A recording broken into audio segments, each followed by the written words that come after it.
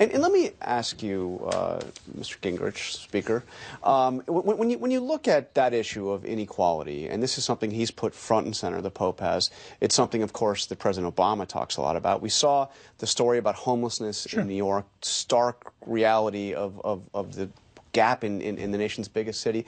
Is this an issue that Republicans should be talking about? Absolutely.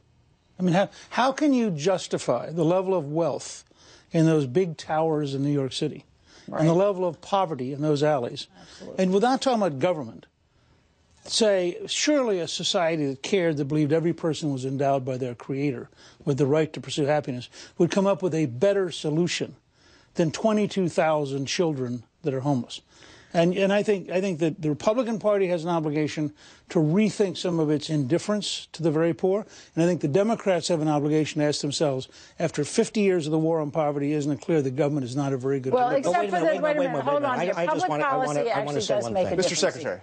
The war on poverty, which next year we are going to celebrate the 50th anniversary, in addition to the Civil Rights Act, the war on poverty was successful for a time. What has happened, however, over the last 30 years, is that much of the ardor, much of the concern, much of the what propelled that war on poverty has dissipated. Well, it's also true, though, after 5 years of President Barack Obama, we see the problem worse. Well, the problem is worse. I think it has something to do, perhaps, with the intransigence of the Speaker's party.